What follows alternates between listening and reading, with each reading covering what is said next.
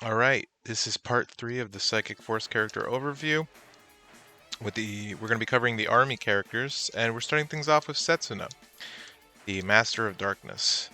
Setsuna is a character who does his absolute best as far away from the opponent as possible. He's a very, very good zoner and a very pure zoner.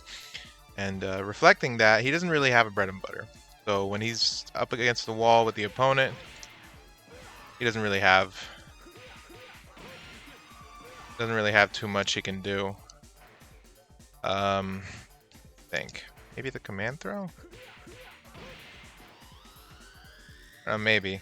I think there's a gap there though. But let's go over him. Let's see what he's got.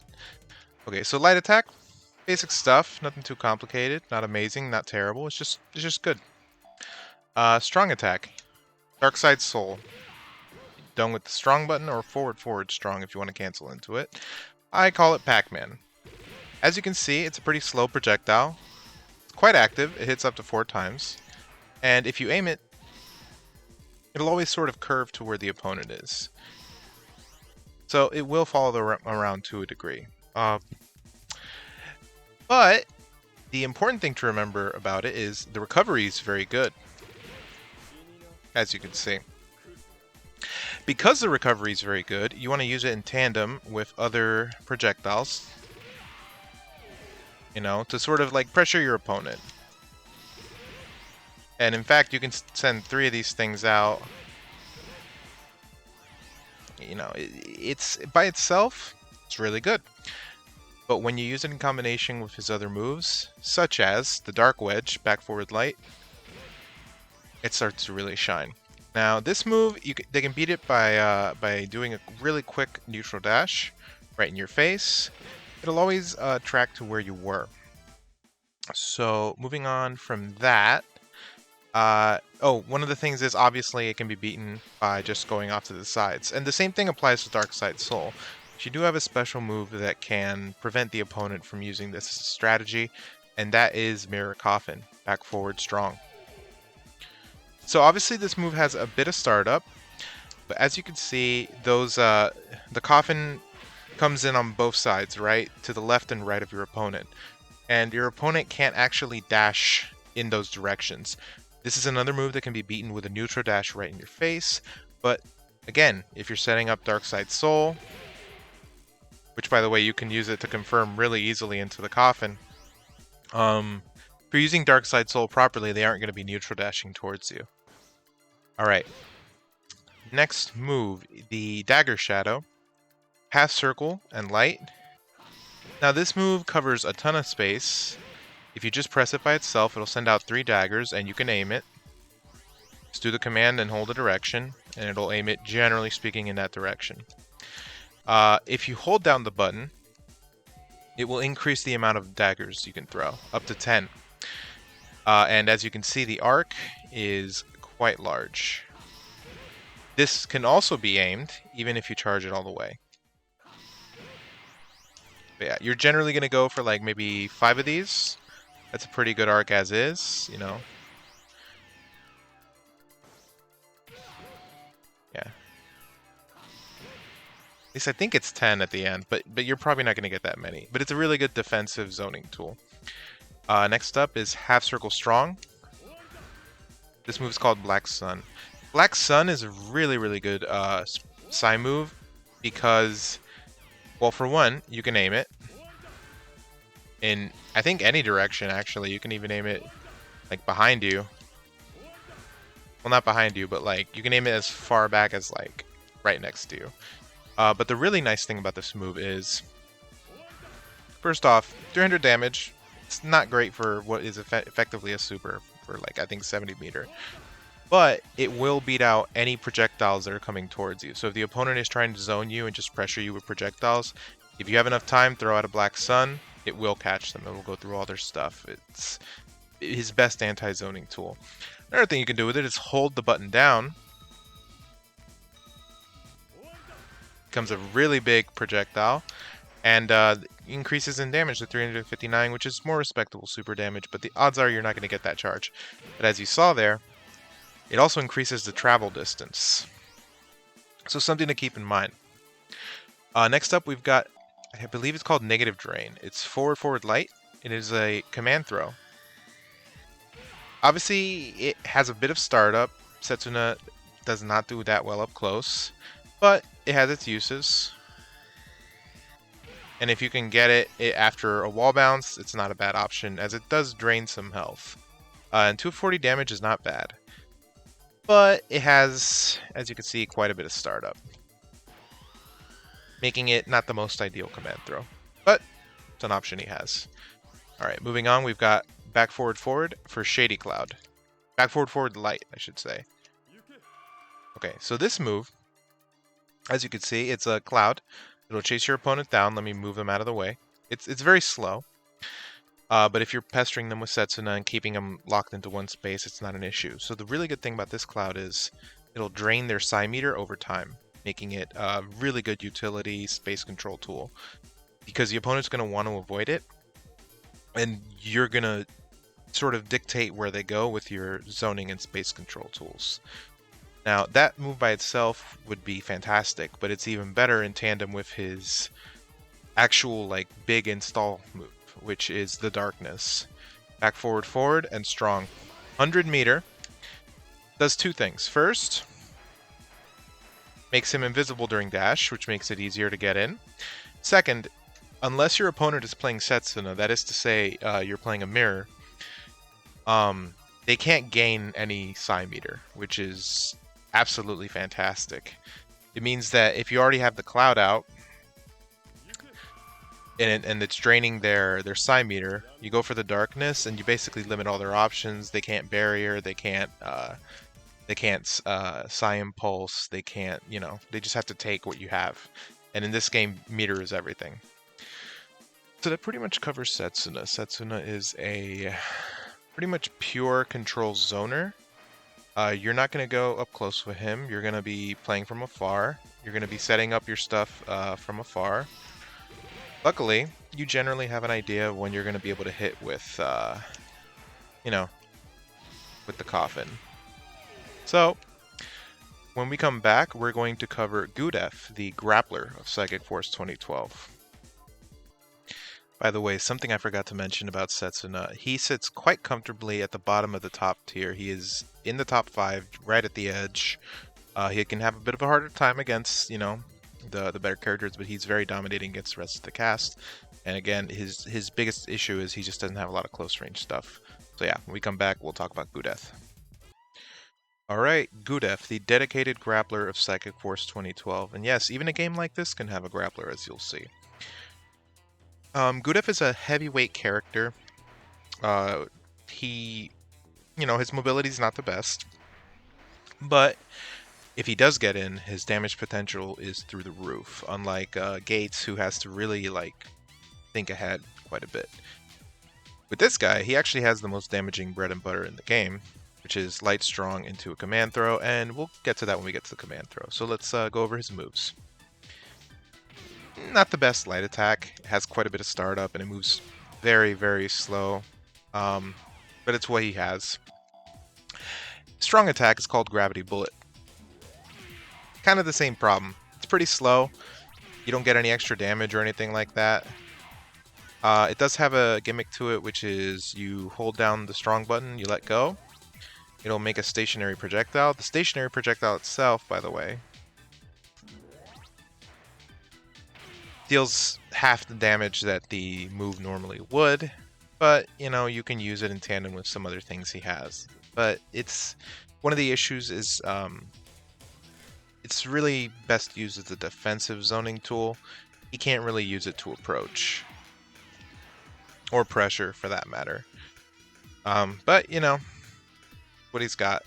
Okay, so this is probably his best long-range tool. This is a Meteor Hammer. So, that spacing that I hit it at right there was probably, the tip. Yeah, any further out, it'll whiff completely. So this move is good and bad. It's good because it's completely safe on block, and it will beat out other projectiles as long as the meteors are clashing. It's bad because if an opponent sees the startup, they can train themselves to just hyper dash right in, neutral dash right in, so to say. So as a result, you kind of want to use it when, you think the opponent's going to go for something slow. You want to use it if the opponent's punishing it regularly, you're going to have a bit of a harder time. But, you could always set up... Oh, I didn't mean to do that. Yeah, we'll get to that in a second. But, you can always do something like set up a gravity bullet and then, and then do the hammer just to cover that. It's a possibility. But yeah. Okay, so Asteroid Belt. By the way, Meteor Hammer is back forward light. Asteroid Belt is half circle strong. And it gives you 5 projectiles that you can shoot. They also cover you defensively, but it's not perfect. There are gaps in between them. And to shoot the projectiles, you do another half circle strong. You just do it one by one. The good thing about this is they don't actually drain any meter.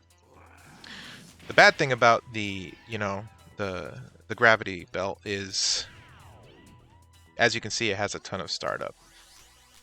But if you want to get a ton of damage, and you manage to set it up,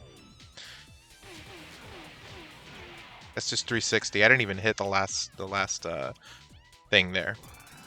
But another option you have is, when you set it up, you can do a half circle dash, and it'll send all the projectiles toward the opponent. Now, if they're close to the wall, they'll get hit twice, and the wall bounce will cause the combo to drop. But if you're like right in their face and they're far away from the wall, you'll get a ton of damage. That's not likely. Very often, opponents are going to see you go for this, and they're just gonna hit you. But again, if you can set it up and you can get that damage, it's pretty good. It's pretty good. So, moving on from that, we have Shaving Wall. This is probably his best far ender, because it is a command throw that moves him forward.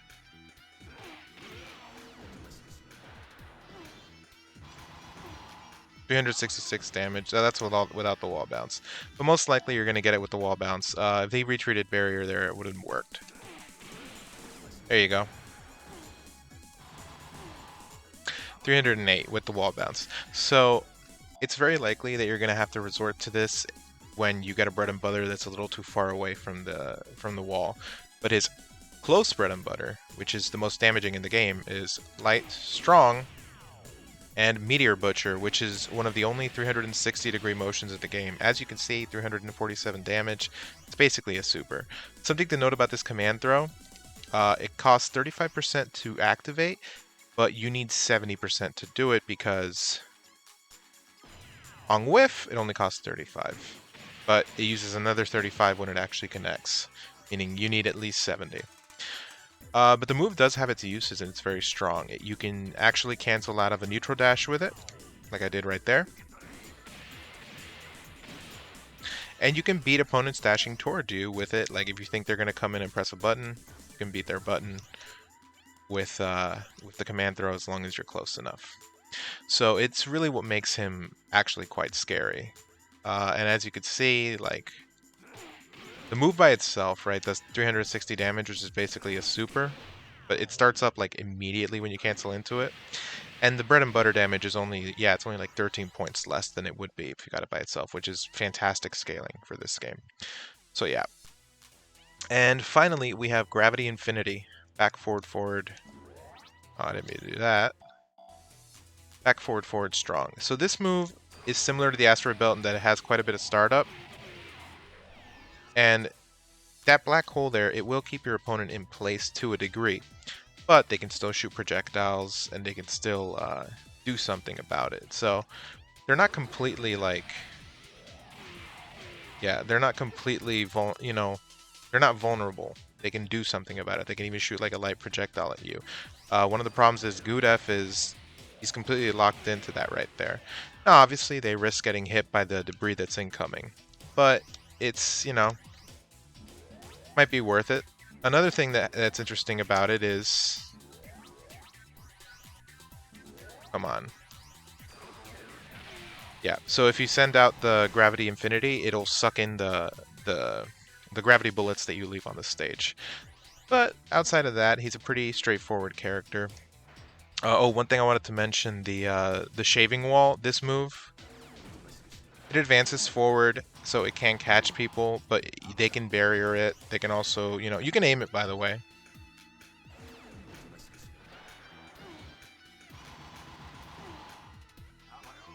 Let's see.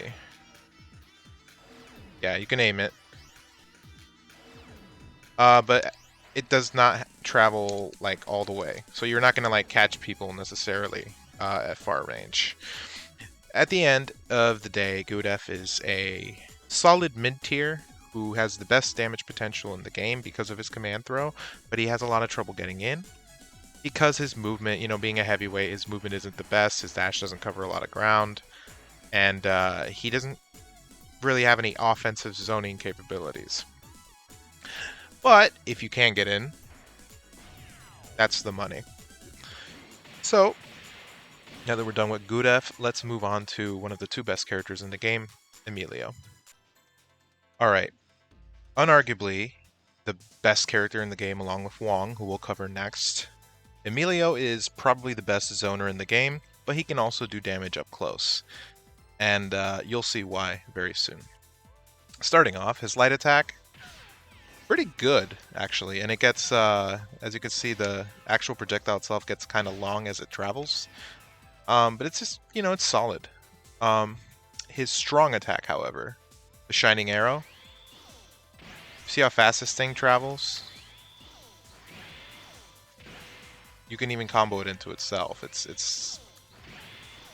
Yeah, it's a phenomenal move, and there's really no reason not to use it, especially at only 30%. It's ridiculous. Moving on from that, we have his basic mechanic. So if he's similar to Patty, he has little setup things. Patty has the notes. But why do you need notes when you have these? These are his prism reflectors. And let's see what they do. Prism reflectors stay on the field for quite a while. You can only put up to 5 of them at a time. And if you use them in tandem with his beam specials, such as Seeker Ray, Half Circle Light, 458 damage. Here's the thing. If the opponent barriers, the beams still come out. They just go right through. They will go right through the enemy until they're done, right? At the same time,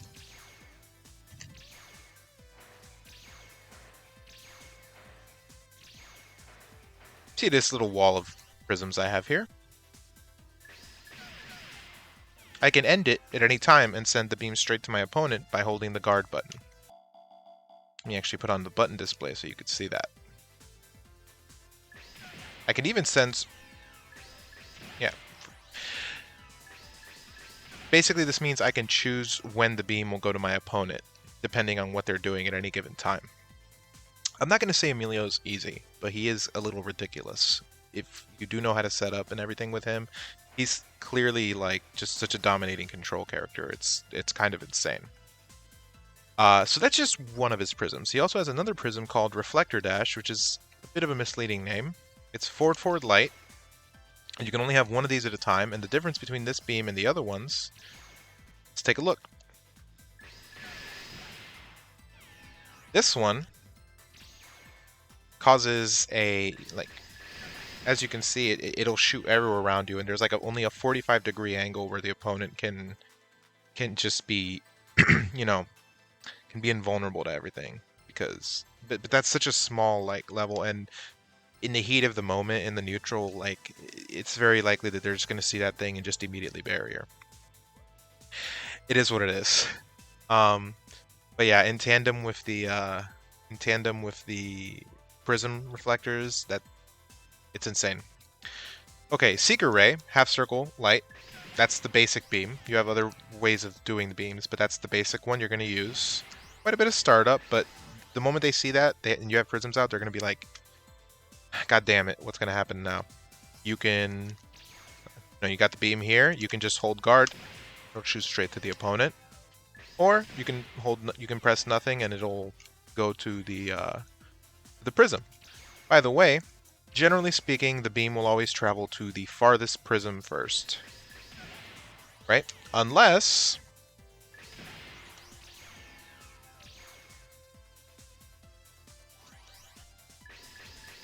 you aim it, which you certainly can do. If there's a little light bulb in your head going up being like, oh, look at all the stuff I can do, well, you're probably going to end up being an Emilio player.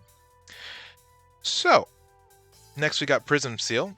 This is probably his best close range move, and it comes out very fast. And unlike other projectiles where it'll track where the opponent was during the startup, this one will track where the opponent is when it comes out, making it very good to just catch people. It's also, he doesn't really have a bread and butter. He has sort of like a pseudo bread and butter because I believe it's light, strong, or light, strong. It's one of these two. The problem is that there's still a little gap there. It's like I said, it's a pseudo bread and butter. The farther you are from the wall, the more guaranteed it is. Okay. Next is one of the dumbest moves in the game. Angel Halo, back, forward, and strong. See? Oh, what happened there? In case you can't tell, my opponent is unable to barrier. And the thing about this is, it doesn't go away. I don't think it goes away even if you get hit, quite frankly, but let's find out.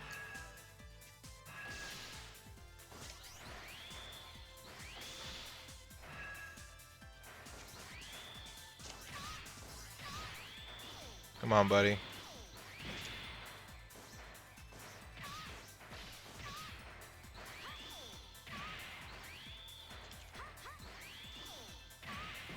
As you can see, if this character just wants to keep pressing stuff, it can be very hard to get in on him. Okay. Let's see. Come on. Oh, okay, it will go away if you get hit. But, what are the odds of that when they can't barrier and you can just hit them with a heavy projectile? It's a dumb move. Okay, and finally, oh, two more moves. We have the Archangel, back, forward, forward, strong. This is his super. You can actually even combo into it.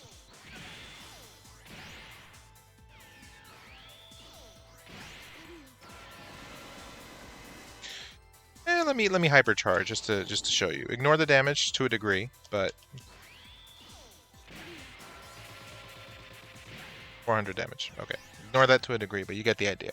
You can combo into it, and it's, you can also aim it. See? And it'll beat out any projectiles in front of it, because why not? It's not like he doesn't need that, right? And finally, we have Trinity Ray. Back, forward, forward, light. Emilio shoots 3 rays. And like any other beams, they will interact with the prisms. Or you can hold guard and same thing, they'll just shoot out. So yeah, that is Emilio. This character is pretty unfair, all things considered, but you can beat him. It is possible. Nutty. Also, yeah, like once they're into prisms, you can just hold down guard and they'll all, like, those 3 rays will just go straight to the opponent. Very fair character. So yeah, Emilio is best used as a zoner. He can also do well up close, but that being the case, you really don't need to get in up close with him. And if someone's trying to get in on you, you just send out that move right there, which you don't want to whiff, by the way. It has quite a bit of recovery. Once an opponent's in on you, if you're playing Emilio, they're probably not going to get off you. So that's it for Emilio, and when we come back, we will cover the last character that we haven't covered, and that's Wong, the other top tier character in the game who sits right next to Emilio in the first place spot. Okay. Like Emilio, Wong is pretty busted. Unlike Emilio, Wong is better up close. But it's not to say he doesn't have ranged things he can do. Let's go over the Dio Brando ripoff artist. Light attack, travels pretty fast, pretty good. Strong attack, not the fastest, has an interesting angle to it, and that's if you hold down the strong button and let go, it will redirect the move. And if you aim it, redirects the move. And if you aim it the other way, it redirects the move. Generally speaking, the move will always redirect to where the opponent is. That's cool. It's not the money. It's cool though. Moving on from there. By the way, that move's called Tracks of Delusion. Moving on from there, we've got Forward Light. This is his better projectile. And it actually has a follow-up, which is back, forward, dash. So forward, light, back, forward, dash. For 50% damage, that's a super, right? Now, if you can get it at the wall,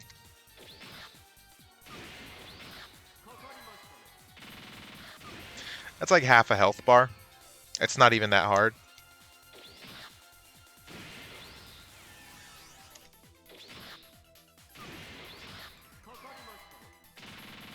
It's pretty insane. And I think it's only like, what, 80 something meter for like more or less half a health bar. It's pretty insane. But yeah, that's going to be also, I think, your bread and butter ender, which I believe is light strong or light strong. Yeah. For 328, it might be light strong.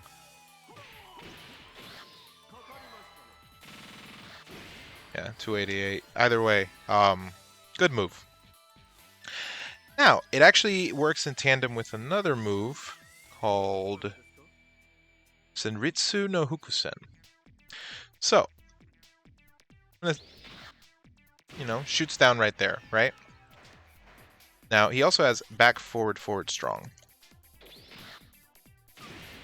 How did it go all the way over there? Well, it turns out that this move, this version of the sword, will always go where the last sword went, no matter where on the stage you are. Unlike the other sword, this one doesn't have a follow-up. It's just by itself. It's just, basic stuff. It also recovers extremely quickly.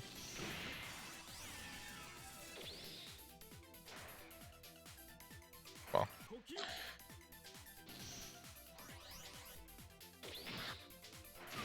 as you can see, I'm already dashing in and starting up, starting up. I can already dash in and start up my stuff, which is pretty wild.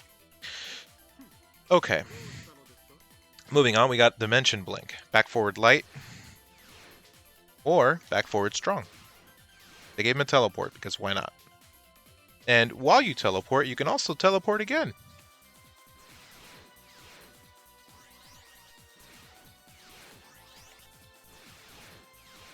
You can keep yourself in the same spot. Or, switch up either way. It's nutty. He didn't need a teleport, but they gave him one anyway. And then you just, you catch him doing something and you go for your throw. That's Wong. Okay, then we have half circle light or half circle strong. They're basically the same move. It's just whichever button you press determines which Wong is the real one. You can use it to evade moves, same as the teleport. And he has 2 more moves. And I'm actually going to pause the video. Well, no, I won't pause the video. I'm going to show you a little something here. 360 degrees in light is a time slow. But as you can see, in a mirror match, Wong is unaffected by the time slow. He also has 360 degrees in strong. And the same thing happens. But let's see what happens when you try it on a different character. Okay, I want you to pay close attention to Emilio. 360 in light. You'll notice his movement slowed down. But, just to be sure, let's set Emilio to attack us.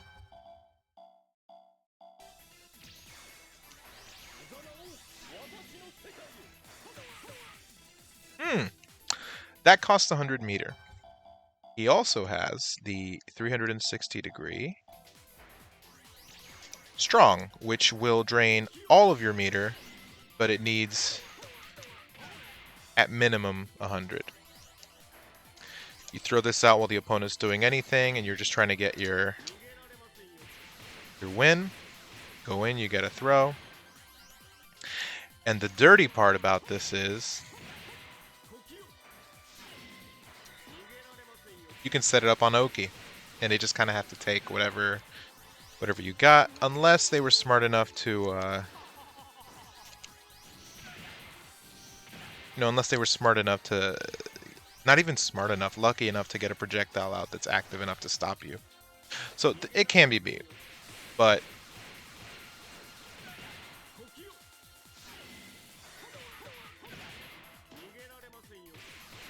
what a fair character. And that pretty much covers Psychic Force 2012, all the characters, pretty much all good. And these two, like I said, are the absolute best characters in the game, no debate about it. Wong is a lot better up close, Emilio being a lot better far away, but he can still hang up close. But yeah, thanks for watching. I hope you got something valuable out of this, and I think in the future I'm probably going to make some little neutral guides and things like that about the game. I'll see what I can do about making a Discord. Alright, so once again, thanks for watching, and you guys have a good night.